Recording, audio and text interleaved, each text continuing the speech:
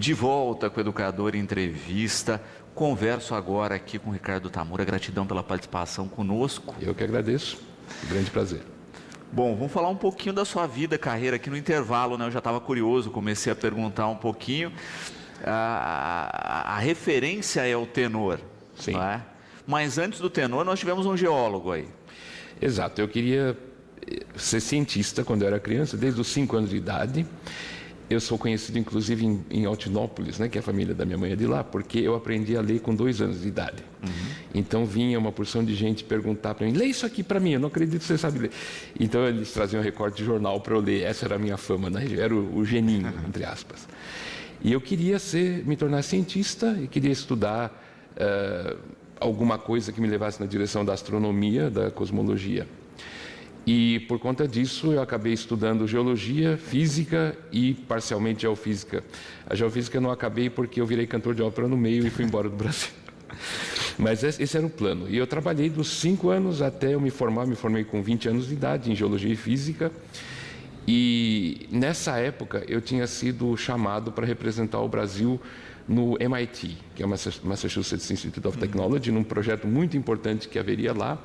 E eu teria uma bolsa de estudos do governo do Canadá. Então a minha carreira estava feita, eu tinha chegado ao Olimpo. De repente deu tudo errado. A minha bolsa de estudos não chegou no MIT porque o governo do Canadá mandou para Brasília, Brasília roubou o dinheiro, não sei, foi uma confusão danada, o dinheiro não chegou. Eu tentei tudo, não foi possível. Isso aí a gente estava na década de... Isso aí era 1988. Aí eu tinha outros projetos na universidade, na área de geologia, física também, e esses projetos também, por razões tão esdrúxulas quanto essa, acabaram todos dando errado, por alguma razão que ninguém entendeu. E eu fiquei desesperado, eu falei, o que eu vou fazer agora? Eu estudei todo esse tempo, dos 5 anos de idade para chegar aqui, de repente desaba tudo. E eu vinha fazendo lição de canto, desde minha primeira aula foi no dia do Plano Cruzado do Brasil, em fevereiro de 86, se não me engano. Mas era uma atividade de hobby. Era hobby, e eu só fui fazer aula de canto porque em São Paulo o maestro Diogo Pacheco, na época, ele abriu uma escola de canto e fez um anúncio na televisão e disse assim, olha, eu vou abrir uma escola de canto para gente que não quer ser cantor. É para quem quer cantar no chuveiro sem perturbar os vizinhos. Eu falei, tá legal, eu gosto de cantar no chuveiro, eu vou lá. E eu fui e encontrei um professor lá que dizia, não, mas você tem uma voz para ser cantor. Eu disse, você está louco que nunca na vida vou ser cantor. Eu sou cientista, estou trabalhando nessa área. Mas ele dizia, não, eu acho que você tem uma voz, você deveria seguir a carreira. Mas ficou naquela situação até 1988, quando aconteceu essa situação, que de repente tudo deu errado na carreira científica. Aí eu fiquei muito decepcionado e esse professor falou para mim, Ricardo, estão fazendo audição no Teatro Municipal, você não quer tentar? Eu falei, fala quando é que eu vou lá, porque não tem mais nada a perder. E eu fui, sem nenhuma expectativa. E fui muito surpreso de ter sido contratado. Aí eu fiquei bastante inseguro com aquela coisa, não é possível, o Teatro Municipal de São Paulo para mim era um lugar muito sensacional, não pode ser que eles me contrataram aqui. Aí eu falei, primeiro eu fiquei muito empolgado, depois eu comecei a pensar, não, acho que alguma coisa está errada, acho que o Teatro Municipal de São Paulo não é realmente o que eu pensava que fosse, porque se fosse não queriam me contratar. Então eu resolvi ir para os Estados Unidos fazer uma série de audições lá, porque eu não podia levar as 2 vidas de cientista e de cantor.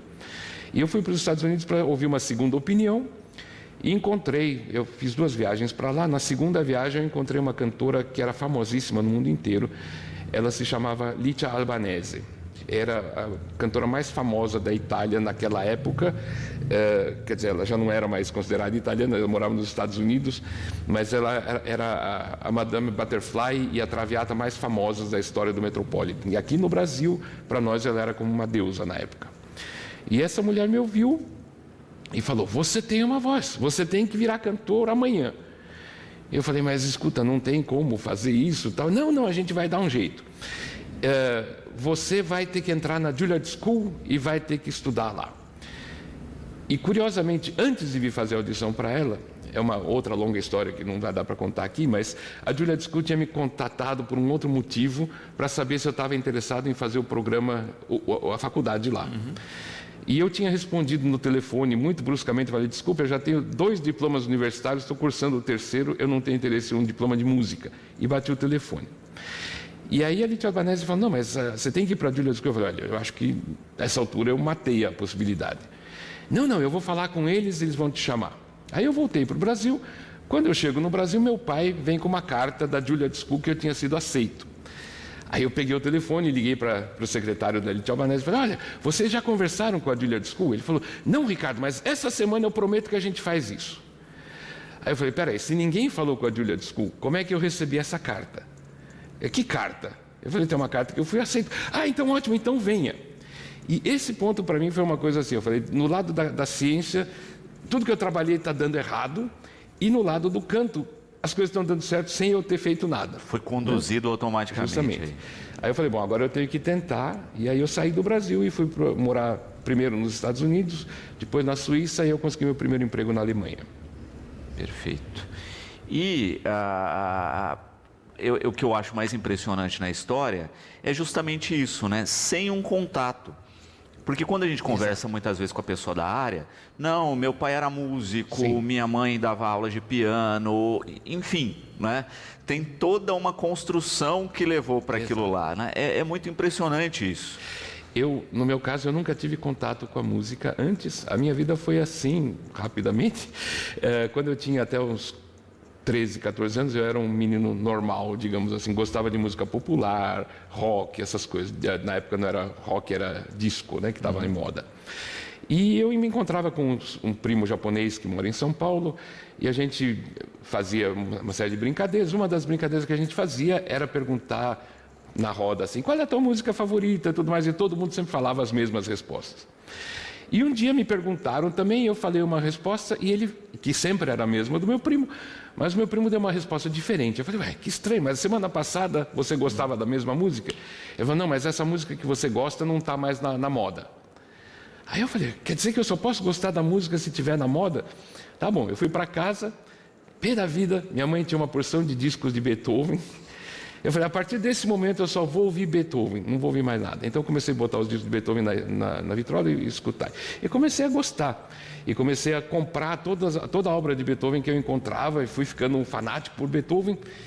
Até que eu comprei a ópera que ele compôs, a única ópera, mas essa ópera eu não conseguia ouvir. Na hora que o pessoal começava a cantar, eu falei, isso aí eu não gosto, não posso ouvir. E foi, mas eu ficava ouvindo a Rádio Cultura em São Paulo, assistia a TV Cultura em São Paulo, e um dia apareceu uma música assim que eu ouvi, eu falei, meu Deus, o que é isso? É uma coisa sensacional que eu estou escutando, eu não sei o que é. E eu só entendi o sujeito falando, vocês acabaram de ouvir o tenor Luciano Pavarotti cantando, não entendi.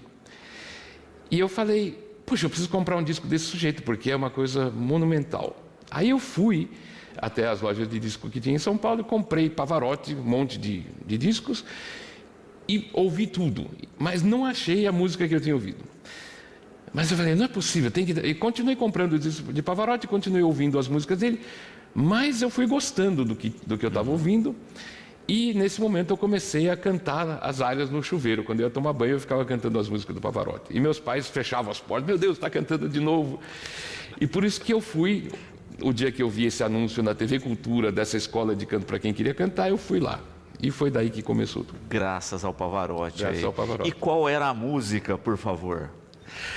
Essa eu nem lembro mais. Era alguma música do tempo da discoteca que eu gostava, mas que depois acabou. Não, mas a música do Pavarotti que você ouviu. Do Pavarotti era a área da Filha do Regimento. Era aquela que tem 9 dós agudos.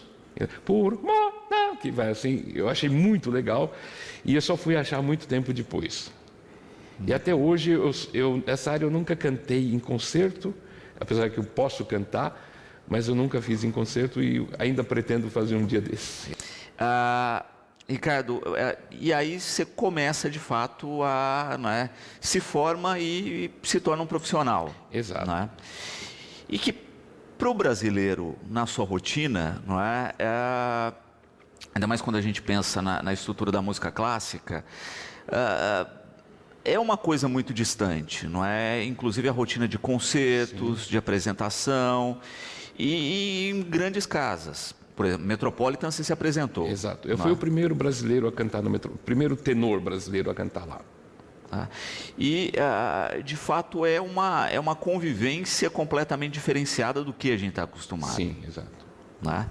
E também com a curiosidade aí disso, né? De um sujeito que tem uma família no interior, não é? Você falou que a mãe é de Altinópolis. A mãe é de Altinópolis. Mas você não é de Altinópolis. Não, eu nasci em São Paulo. Uhum. Mas tinha essa rotina de... Exato, a minha avó morava aqui em Altinópolis, a gente vinha todo mês, pelo menos uma vez, visitar a minha avó. Uhum. E agora retomou a visita por saudade da região? Não, meus pais compraram, no final, uma chácara aqui no Caiapós, em Batatais, e mudaram para cá. Então eu passava a vir para Batatais em vez de para Altinópolis. E meu pai faleceu em 2016, minha mãe faleceu agora em 2022. E desde que ela faleceu, eu não tinha conseguido voltar para cá, porque eu nunca tinha um período maior para poder viajar. E deu certo agora, por isso eu vim aqui para resolver o que estava pendente ainda, né? E vou ficar mais alguns dias, depois eu volto para a Alemanha. E por isso, você está vivendo na Alemanha agora? Sim, exato. E pensando, né, nesse desenrolar, né, de carreira aí, né, a gente falava isso, né, final dos anos 80, quanto tempo de formação aí, né? Como cantor? Isso. Eu saí do Brasil para ir para os Estados Unidos, para a Juilliard School, para fazer a audição para a Lite Albanese, era o dia do meu aniversário, 12 de dezembro de 91. Aí eu fiz a Juilliard School por 1 ano e meio, mas eu fiquei muito decepcionado com a Juilliard School, porque a minha professora estava muito doente e eu não tinha aula de canto. Então eu ficava lá, custava bastante dinheiro. No curso eu tinha uma bolsa de estudos, mas para viver em Nova York era muito dinheiro. E eu não estava ganhando nada com isso, no que diz respeito ao canto. Então eu encontrei amigos lá que eram cantores também, eles falaram: olha, Ricardo, tem um tenor famosíssimo no mundo, que é o Carlo Bergonzi, que eu conhecia também, e ele ensina em Siena, na Itália. Você não quer ir lá fazer uma audição para ele? Eu falei: bom, tudo bem. Eu saí da Juilliard School, porque eu não podia pedir licença para ir para a Itália, eles não me davam. Se eu saísse, eu perdia a bolsa de estudos e tinha que pagar todo o programa que eu já tinha feito.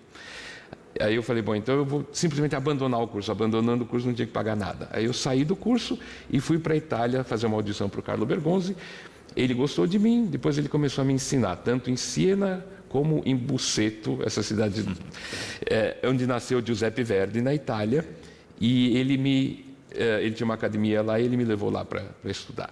E a Lite Albanese, monitorando tudo lá de Nova York, ficou muito otimista com tudo isso, porém, na época, o Carlo Bergonzi era um grande professor para quem sabia cantar. Para quem estava começando ainda como eu, não adiantou muita coisa. Então, eu saí da Itália mais ou menos do mesmo jeito que eu cheguei lá e voltei para Nova York. Quando eu voltei para Nova York, a Lite Albanese falou: olha, a gente está perdendo muito tempo, vamos fazer o seguinte, eu vou te dar aula. E ela nunca tinha dado aula particular para ninguém. Eu virei o primeiro aluno particular dela. Ela nunca me cobrou um tostão, ela me dava aula de graça e ainda cozinhava a janta para mim todo dia. Virou como se fosse uma espécie de uma segunda mãe. E ela me ensinou tudo que eu sei de canto. Não só ela, mas ela também me apresentou para todos os grandes cantores que ainda estavam vivos naquela época, desde Pavarotti, Plácido Domingo, até os mais velhos, tipo Robert Merrill, Jerome Hines, esses grandes nomes do passado que ainda viviam. Eu fui apresentado a todos eles.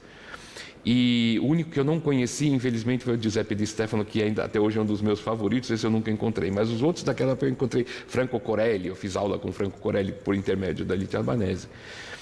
E então aí eu fui estudando com ela. Depois disso eu acabei fazendo uma audição para o Opera Studio de Zurique, que na época era o melhor do mundo, em 95, e eu fui aceito. Quer dizer, a minha educação foi de 91, quando eu saí do Brasil, até 95, quando eu fui para Zurique.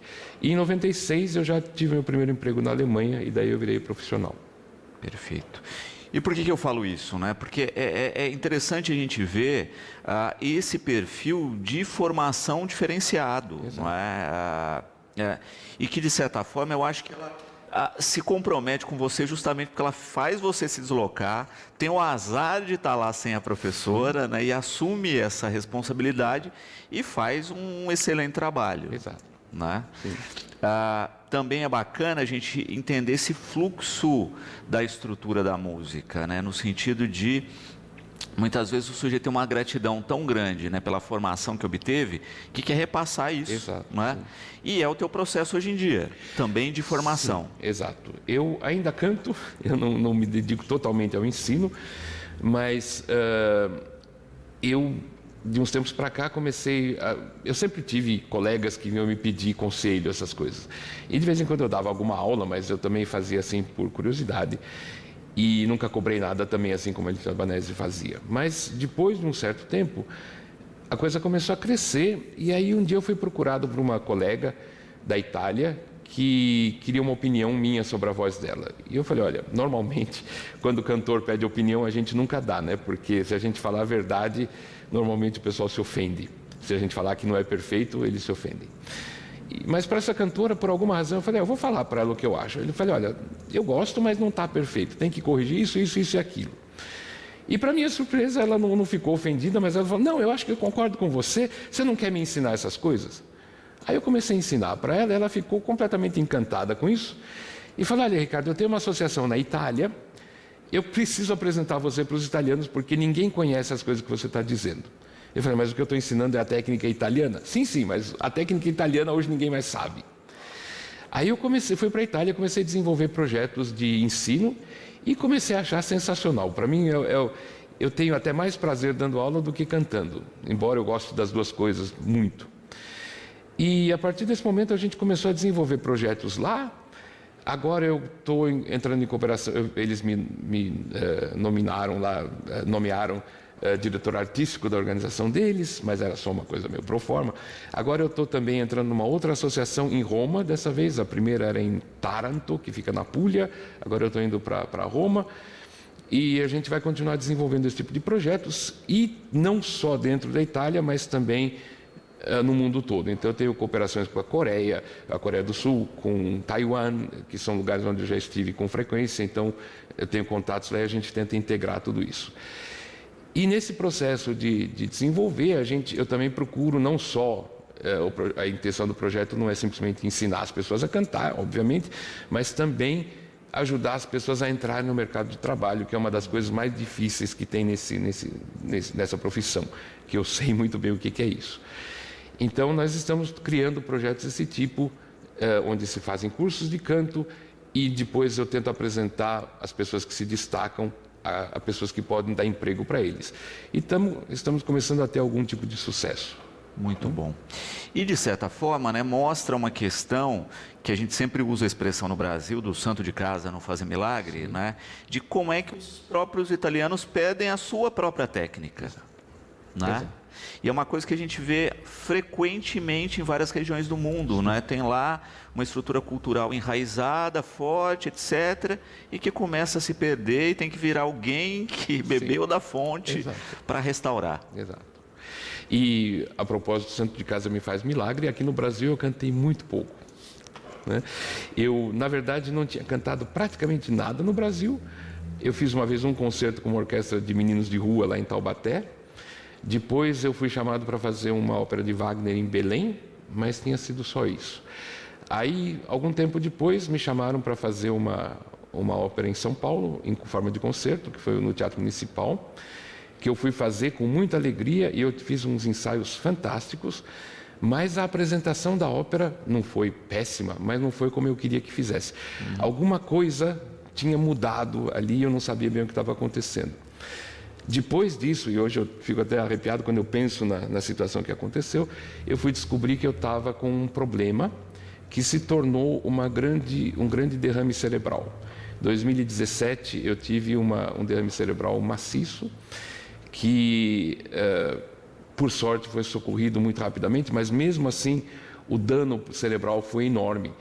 E os médicos que atenderam disseram para minha esposa, falaram, olha, a chance dele sobreviver é quase zero. E se ele sobreviver, a chance de ele não virar um vegetal também é quase zero. E foi com essa perspectiva que ela foi me visitar depois que eu saí da UTI. Mas, para surpresa de todo mundo, ela chegou lá, começou a me fazer perguntas em francês, alemão, inglês, e eu respondi tudo na língua correspondente. Quer dizer, ela percebeu que eu podia falar, me lembrava das coisas. Aí os médicos chegaram e perguntaram, mexe o braço. Eu falei, pode mexer? Claro, por que não? Eu não sabia bem o que tinha acontecido, né? Mexe a perna. Aí a coisa foi acontecendo dessa maneira. De repente a gente descobriu que, apesar de tudo aquilo que aconteceu, eu sofri muito pouco. Eu fiquei com um certo dano no meu centro visual do cérebro, porém não fiquei cego. É uma outra história complicada que eu não vou nem tentar explicar, mas foi a única sequela que ficou. E por conta disso, eu pude voltar a cantar 10 semanas depois de ter saído do hospital. E voltei a dar aula pouco tempo depois, e as aulas passaram a me ajudar como uma espécie de terapia também. Então, por causa desse problema, tem dias que a gente se sente, o estado vai mudando um pouco, né, do cérebro e tal. Tem dias que a gente se sente meio pior, né? Aí eu começo a ver coisas de forma diferente. Quando eu não estou legal, eu dou uma aula de canto, fica tudo perfeito, melhora tudo. Aí eu falei, bom, está me mostrando o destino de novo, que dar aula também é um caminho para onde eu estou sendo levado, né, guiado. Ricardo, a Luísa, com uma pergunta interessantíssima aqui, né? A gente está falando da música, mas ópera tem uma parte cênica também, né? Como é que é o desafio cênico para o Ricardo? Pois é, isso é um ponto interessante, que é uma coisa que eu ensino também muito para as pessoas. Na verdade, a voz da gente sai perfeita e a cena sai perfeita quando a gente sabe o que está dizendo e quer dizer o que está falando. Quer dizer, na verdade, o trabalho que a gente tem é aquele de internalizar a situação, a personagem, o texto, e aí naquele momento a gente vive aquela coisa. Isso para mim sempre é uma coisa muito fácil. Quer dizer, desde o início, quando eu tive que fazer a minha primeira cena, digamos assim, quando a coisa era normal, digamos, eu tenho que desempenhar o papel como ele tem que ser, eu nunca tive problema nenhum e sempre fui muito respeitado por isso. Hoje em dia, porém, a gente está tendo uma outra situação, onde, principalmente lá fora, como os cantores estão ficando cada vez piores, infelizmente, os diretores de cena estão tomando conta da coisa, já tomaram. Então, hoje em dia, eles estão fazendo produções cênicas, onde a cena não tem absolutamente nada a ver com a história. Então, você tem que interpretar cenicamente uma coisa que não é aquilo que você está falando. E nesse ponto é um desafio muito grande também para mim, porque você não pode, digamos, cantar um dueto de amor e falar eu te amo e tudo, enquanto você está metralhando crianças, por exemplo, que é uma coisa que já me aconteceu, né? Então, esse tipo de trabalho cênico é uma coisa que eu considero um grande desafio também. Não só para mim, mas para todos os colegas. E o resultado disso é que acaba ficando uma coisa totalmente artificial, porque ninguém sente realmente aquilo que está fazendo. E isso está fazendo com que a ópera no mundo inteiro comece a perder público. E os teatros estão ficando cada vez mais vazios por conta disso. Porque não é de fato uma adaptação, né? Porque às vezes tudo bem, você coloca num novo contexto, sim, até para aproximar do público. Exato. Muitas vezes a gente está vendo subversão. Exato. A adaptação pode ser uma coisa genial, já fiz muitas, muito boas. E aí você mantém a história simplesmente num outro contexto. Aí tudo bem. Mas o que está acontecendo hoje em dia é que a coisa começou com uma boa intenção. Os primeiros diretores de cena dessa linha, Ruth Berghaus e outros, eles realmente tinham um plano legal. Mas hoje, infelizmente, a coisa degringolou e as universidades estão ensinando assim para os diretores de cena: olha, você tem que fazer uma coisa que ninguém nunca fez. E não importa. Existem os livros que falam, você tem que se manter fiel à história da peça, mas hoje essa parte foi esquecida. Então, hoje em dia, aparece assim um diretor de cena e fala assim: o que está em moda? O que está em moda, sei lá eu, para não dizer nenhum exemplo concreto aqui, vou falar, o que está em moda é, sei lá, é a Lua. A Lua está em todo. Então, vamos fazer a ópera, vamos colocar na Lua. Aí você fala, mas não pode ser, porque é uma história que fala de navios e tal. Não tem problema, a gente dá um jeito de pôr o navio na Lua. Então fica uma coisa assim totalmente sem nexo e muito difícil para quem está se apresentando e muito mais difícil ainda para o público, né? Mas a gente poderia, e essa é uma luta que eu estou travando também, a partir do momento que os cantores entenderem qual é o trabalho deles e como eles têm que realmente interpretar, de maneira que, mesmo não tendo cena, a pessoa que está ouvindo entenda tudo que está acontecendo, aí a gente pode mover os diretores de cena a voltar ao que era antes, a não se afastar tanto da história, e talvez a gente consiga salvar a ópera, porque no momento está muito complicado. O Metropolitan andou fazendo apresentações de Tosca, que é uma das óperas mais populares que existem, com mais gente na plateia mais gente no palco do que na plateia. Né? Isso não pode acontecer. Que é terrível. Não é? E é interessante, não é, se pensar justamente isso, não é? Porque tem uma potência, não é? Eu cheguei a assistir já Turandot no Sambódromo, no Rio de Janeiro. Sim. Não é? Com todo o seu contexto formal e tal, o ambiente era outro, Sim. mas, né, e com um público totalmente eclético, né, pessoas que nunca tinham visto uma ópera na vida e saírem completamente emocionadas, né.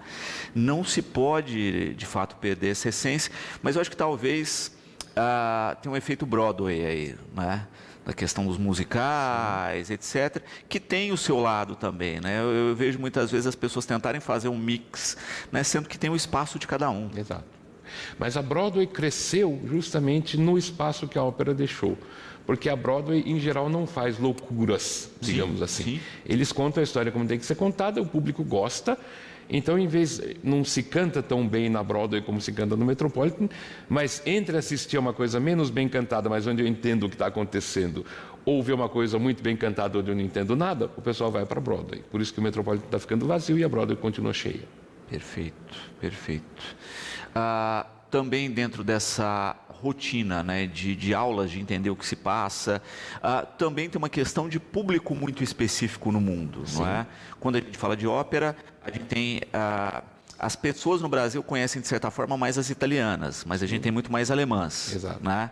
A Alemanha mantém também essa tradição ou perdeu um pouco como a Itália perdeu da sua técnica original? Então, a Alemanha faz muitas óperas alemãs, sem dúvida, porém todas elas recebem encenações malucas contemporâneas. Então, hoje em dia, praticamente, por exemplo, o Festival de Bayreuth, que é o mais famoso do mundo, talvez, onde se faz o Festival de Wagner, onde a primeira-ministra da Alemanha ia todo ano, era uma coisa onde era impossível você conseguir ingressos. A minha esposa conseguiu uma vez, de criança, ela escreveu uma carta para o diretor do festival e falou: eu acho muito injusto que eu tenha que esperar tanto tempo. E nesse ano ela ganhou cartas de graça. Ela foi uma das poucas que conseguiram ganhar ingressos para ir assistir.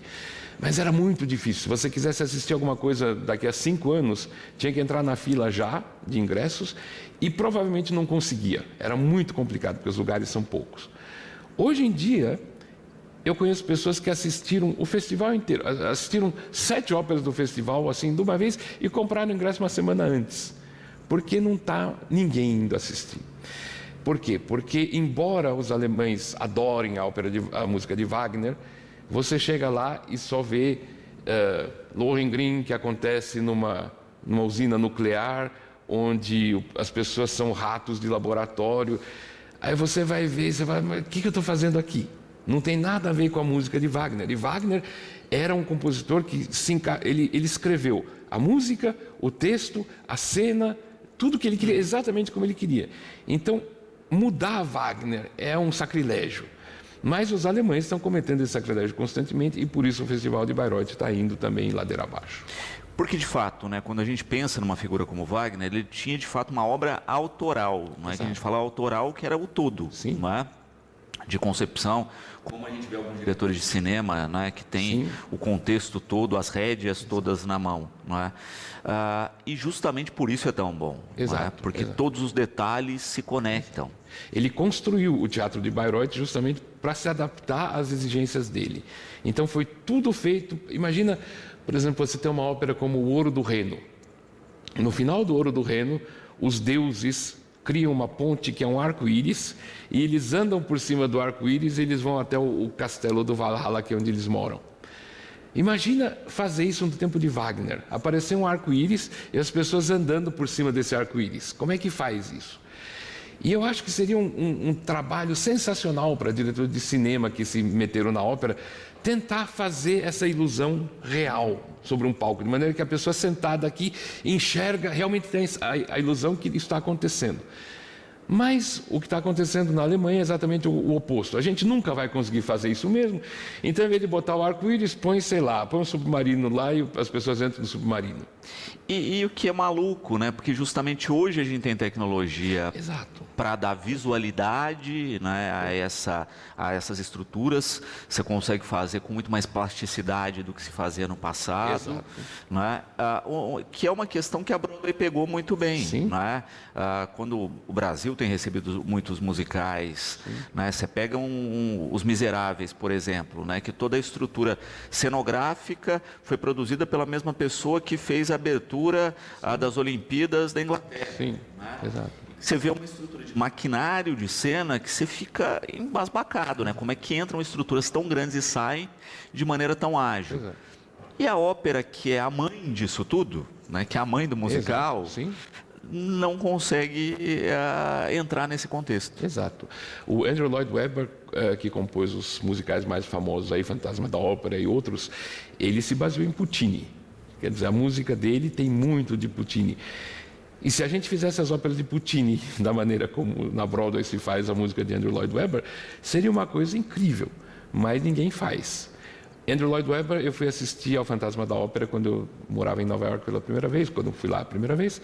Eu saí de lá completamente pasmo de ver o que era aquilo.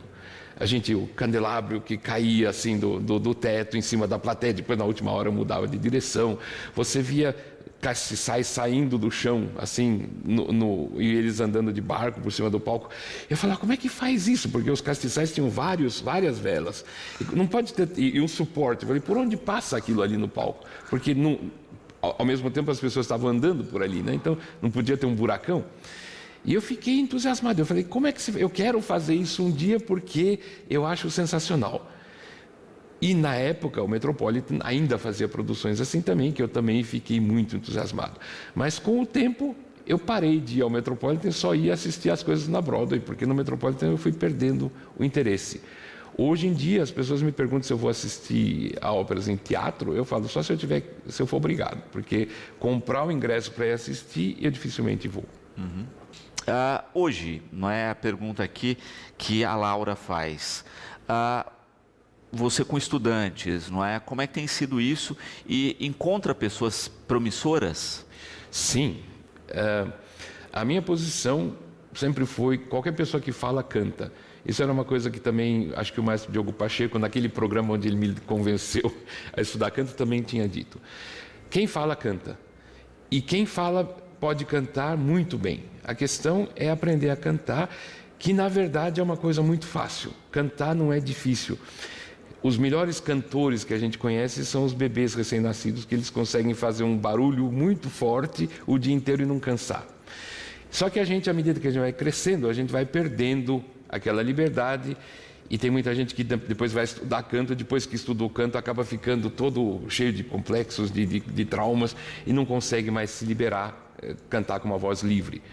Porém, quando a pessoa consegue liberar essa voz, ela pode fazer qualquer coisa. Aí vira uma coisa sensacional. As vozes são todas diferentes, mas cada voz em si é uma coisa sensacional. E sob esse aspecto, eu já trabalhando com as pessoas com que eu venho trabalhando lá na Itália e também na Alemanha, leva um tempo. Quer dizer, quando a gente pega, eu nunca trabalhei pessoas que saíram do nada. Eu gostaria muito de ter esse desafio. Porque a pessoa que não tem informação nenhuma, a gente já pode diretamente colocar no caminho certo. Não tem vício nenhum. Exato, não tem vício. O meu trabalho tem sido sempre, eu levo um tempão, primeiro para eliminar todos os vícios. Mas na hora que elimina os vícios e a pessoa começa a cantar como se deve, aí realmente a coisa fica sensacional. E eu já encontrei várias pessoas que estão agora no ponto, que estão começando agora a carreira, mas, na minha opinião, são muito, muito bons. Melhores do que muita gente famosa que está cantando por aí. Porque é o que eu digo, cada voz é um tesouro. E se a pessoa souber usar essa voz, cada voz é excepcional. Muito bom. E eu acho bacana também essa questão justamente disso, né? De entender o potencial daquela voz. Exato. E é um trabalho desafiador, né? E saber ensinar como a pessoa encaixar, a lapidar. Não é? E é um processo que muitas vezes você sabe o caminho, mas você tem que incutir isso na pessoa. Exato. É uma briga. Sim, é uma briga. Por exemplo, uma coisa muito mais banal do que o que você está perguntando, mas, por exemplo, na ópera a gente tem os diversos tipos de voz. Então, a voz masculina tem o tenor, o barítono, o baixo, etc. e tal. Aí você pega um sujeito que tem uma voz fantástica de tenor, mas ele quer ser barítono. Aí como é que você faz?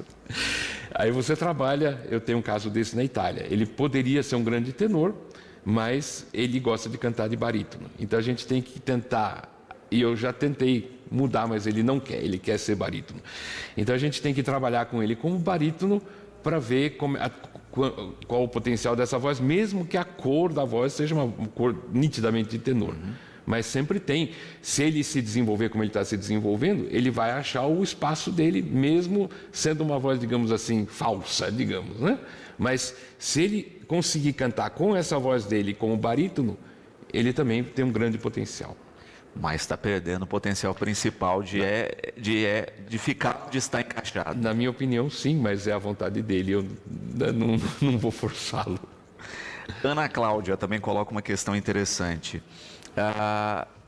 Dá para se notar o potencial da voz pela conversa ou só pelo canto? Bom, essa é uma pergunta interessante e um pouquinho complicada. Tem pessoas que quando falam naturalmente de forma correta. Aí a gente fala, essa pessoa poderia ser um grande cantor. Só que aí a pessoa vai estudar canto com alguém e acaba não conseguindo cantar nada. Eu conheço alguns exemplos assim, até aqui no Brasil também, de pessoas que têm uma voz linda falando e na hora de cantar não sai nada. Existe o caso oposto de pessoas que na hora de falar são muito tímidas, assim, não sai nada. Aí você começa a trabalhar o canto, que na verdade, o que eu disse, o canto não é física nuclear, canto é uma coisa muito simples. Mas a pessoa se libera e no momento que ela libera a voz fica uma coisa sensacional. Então, é possível sim reconhecer com a voz falada, pelo menos que tipo de voz a pessoa tem. Eu poderia pensar, bom, ouvindo a pessoa falar, isso poderia ser uma pessoa que pode cantar um determinado tipo de repertório. Agora, se a pessoa vai chegar lá ou não, depende muito de outros fatores da própria personalidade da pessoa. E a gente ouve alguns profissionais do canto dizendo isso, né? Que todos são aptos a cantar, tem que de fato ver aonde se encaixa. Isso Exato, é um fato. É um fato.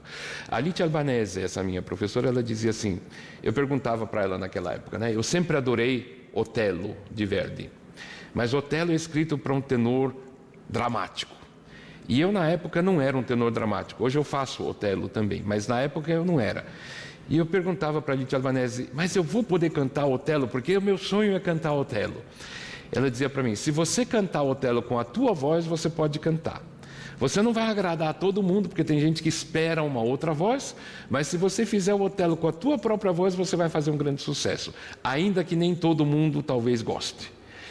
Isso é uma coisa que eu levei, que depois eu duvidei, e quando eu fui fazer o meu primeiro Otelo, no primeiro ensaio que eu cheguei, eu quis imitar a voz de Mário del Mônaco, que é o Otelo mais famoso que já existiu. E eu cheguei tentando fazer aquela voz assim, e quase me matei no ensaio. Aí eu falei, não, eu acho que o Otelo não é uma ópera para mim, porque eu não consigo fazer a voz dele. E eu fiz 2 ensaios como Mário del Mônaco e achei que eu ia morrer. Eu tive a ponto de desistir da ópera. Mas aí eu me lembrei do conselho da Litia Albanese e falei, o que acontece se eu não fizer a voz do Mário del Mônaco, mas eu cantar com a minha própria voz? Aí eu comecei a cantar, o som era completamente diferente do som do Mário del Mônaco. Porém, as pessoas viraram para mim e falaram, nossa, Ricardo, isso é muito legal. Por que você não canta dessa maneira? Aí eu falei, puxa, realmente, não é... Para quem está esperando ouvir Mário del Mônaco, talvez eu não seja o tipo que a pessoa está esperando. Porém, o trabalho que eu estou fazendo é outro e tem o seu valor também.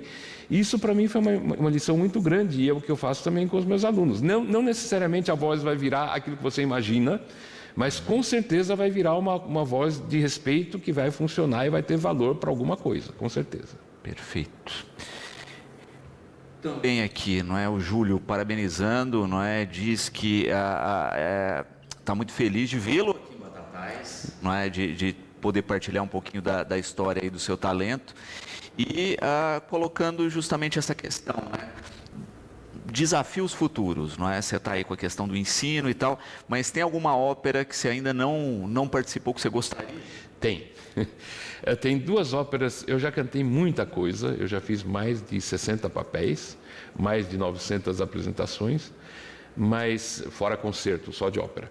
Mas tem 2 papéis que eu nunca fiz, um deles é o Il Trovatore de Verdi, o Manrico. Esse papel nunca, eu já tive várias vezes para fazer, nunca deu certo. E o outro papel é o Werther, ou Werther de Massenet, que é um outro papel que eu amo e nunca consegui cantar. Esses 2 papéis eu ainda quero fazer, e tem outros, né? Tem muitas óperas de Puccini que eu também ainda não fiz, que eu gostaria de fazer. mas são os planos de futuro, mas são coisas assim que vão ficando cada vez mais raras, até porque essas óperas estão sendo feitas cada vez menos. Então não sei se vai acontecer. Talvez aconteça quando eu mesmo fizer o meu projeto cultural e eu faço a ópera, aí tudo bem. Mas meus projetos futuros nesse momento se concentram mais em desenvolver esses projetos educacionais que eu estou desenvolvendo. Eu falei, eu tenho um contato muito bom com a Coreia do Sul, a gente está formando cooperações, então manda entre a Itália e a Coreia do Sul, manda os alunos italianos para a Coreia, da Coreia para a Itália. E meu sonho seria desenvolver uma coisa desse tipo aqui no Brasil, porque eu sei que aqui no Brasil a falta, mesmo de literatura, não existe praticamente nada. Mas eu acho que tem público. Eu sempre, quando eu estava em São Paulo, que tinha ópera, quando eu morava em São Paulo, tinha ópera no Municipal, lotava sempre. E a gente precisa manter essa tradição, porque, é o que eu digo, o Brasil tem uma grande influência italiana e alemã por trás aí. E a gente precisaria retornar a essas raízes. E minha grande ambição seria de a gente conseguir fazer esse tipo de coisa tanto a nível de apresentação como a nível de educação no Brasil. Perfeito. E de fato, não é, a gente tem grandes talentos, não é, a serem aí lapidados. E eu acho que ter a oportunidade desses projetos, né, e eu não sei, eu estou com um sentimento bom que isso vai acontecer, né, mas justamente por isso, não é, porque como você foi conduzido, não é, a toda essa trajetória, eu acho que a gente tem outros talentos aí que podem e devem ser conduzidos e faz parte do nosso histórico, né? O Brasil, quando a gente pensa na nossa fluidez cultural, a gente é um país que bebe de todas as fontes, né? A gente estava comemorando há pouco tempo 100 anos do manifesto da Semana de 22, né, que gerou o Manifesto Antropofágico, que fala justamente isso, né? O brasileiro é isso, a gente devora tudo que existe culturalmente e produz à nossa maneira, não é? E muitas vezes um pouquinho melhor. Exato. Passagem, né? Mas eu acho que o país tem muito potencial, sim. Tem uma tradição muito grande, nossa região mesmo, né? A gente tem aí um Pedro II, que é um teatro de ópera, não é? A propósito, o imperador Pedro II queria trazer o Tristão e Isolda de Wagner para estrear no Brasil, né? A estreia deveria ter acontecido aqui. Exato, não é? A gente tem uma tradição que às vezes até a própria população desconhece, né? A gente tem um teatro aqui no município que tem um fosso de orquestra, não é? A gente teve um presidente da República que foi prefeito de Batatais, não sei se você conhece essa história, Washington Luiz. Washington Luiz foi prefeito, não sabia. Né? Washington Luiz, ele era do Rio, era de Macaé, veio advogar aqui, depois de formado, né, no Largo de São Francisco, acabou virando prefeito, né, intendente da cidade, né, e aí iniciou sua carreira política. Mas o Washington Luiz ia a Brodowski para ter aula de canto, porque ele era, se eu não me engano, barítono. Né? Então a gente tem uma tradição aí, um cruzamento de figuras, né, ligadas e tantas outras, né, que hoje cantam e que fazem um trabalho tão bacana aí, né, o Alan, nosso colega que está sempre se apresentando, enfim. Eu espero que dê frutos, né, eu espero que a sua visita aqui seja mais uma dessas conduções aí do destino. Pode ser, eu espero muito que sim. Querido, quero agradecer imensamente a possibilidade de dividir um pouquinho a história conosco, né?